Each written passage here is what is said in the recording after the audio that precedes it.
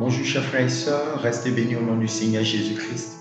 C'est une joie pour moi de pouvoir vous partager encore une nouvelle vidéo et je tenais à dire merci à tous ceux qui ont vu la première vidéo que votre serviteur, que je suis Jean-Christelle Yao, a mis sur le net. Et je tiens à remercier ici même Jean et Maïs, mon petit, avec sa mère. Et aussi vous inviter à liker et à partager ces vidéos d'édification qui font du bien à plusieurs personnes. Et ce que je vais dire ce matin, ce sur quoi je veux partager ce matin, ce que le Seigneur m'a mis à cœur bien sûr, c'est de pouvoir encourager quelqu'un qui traverse des moments difficiles, qui se croit abandonné, qui se croit lesté, et de se croire qui est humilié dans ce qu'il est. Il y a des personnes qui ont l'habitude de prendre ta situation ou ce que tu vis pour t'humilier, pour te traiter de tous les noms, te traiter de pauvre, te traiter de moins que rien, te mépriser. Il y a des personnes qui sont tellement imbues de les personnes qu'elles sont capables d'écraser les autres pour simplement s'élever. Je veux dire une personne qui se sent écrasée dans son environnement, qui se sent jugée en fonction de son lieu d'habitation ou du lieu de la ville d'où elle vient, de prendre courage car le Seigneur Jésus-Christ ne l'a pas méprisé. Vous savez, voici ce que le Seigneur fait, ce que Dieu fait pour confondre les sages de son temps. Il fait venir le Shiloh, le Messie, non pas dans une maison somptueuse, dans un grand palais. Le prince attendu d'Israël est né dans une ville méprisée qui s'appelle Bethléem. Et certains pourraient dire, qu'est-ce qui de bon peut sortir de Bethléem? Je ne sais pas. Qu'est-ce qui de bon peut sortir de Yaoundé? Qu'est-ce qui de bon peut sortir de Kinshasa? Ou qu'est-ce qui de bon peut sortir d'Abidjan à Bobo, où je suis né, bien sûr.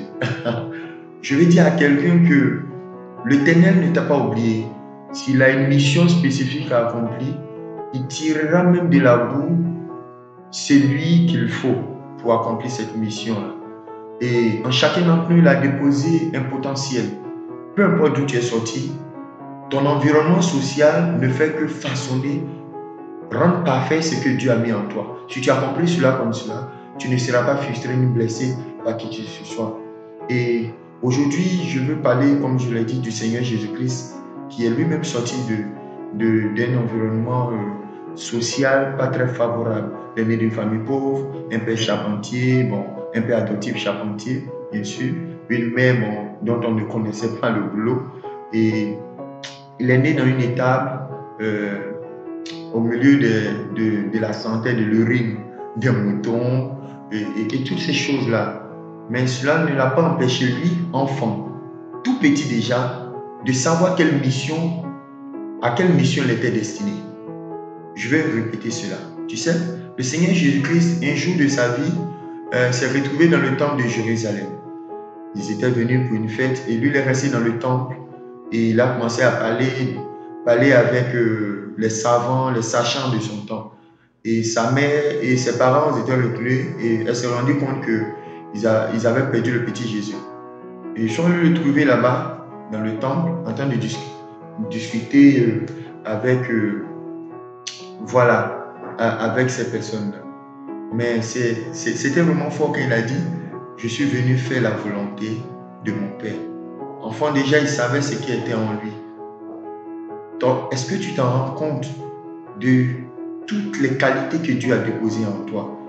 Et toutes les circonstances que tu as traversées ne font qu'émerger, ne font que faire sortir ce qui était retranché à l'intérieur de toi. Des situations d'humiliation peuvent pousser ce qui est caché à l'intérieur de toi de pouvoir sortir. Je prie pour que tu t'en rends compte et que tu acceptes des fois ces situations qui font éclore ce que Dieu a sémé à l'intérieur de toi. Ta destinée contient celle des autres. Ta destinée contient celle des autres. Plus tu réaliseras cette destinée-là, plus tu laisseras le Seigneur t'entraîner dans son plan, plus tu seras épanoui et plusieurs personnes pourront s'en sortir à travers toi.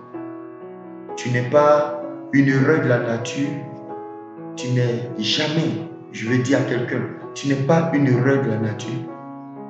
La tache noire dans un drap blanc, non. Tu as ta place dans cette humanité. Et cette humanité a besoin de toi. Et il y a plusieurs qui ont besoin de toi. Si aujourd'hui les gens ne voient pas ce qui est caché en toi, je vais dire que aujourd'hui, beaucoup de personnes, nous, toi, moi, nous voyons ce qui était caché dans le Seigneur Jésus-Christ, à sa mort à la croix.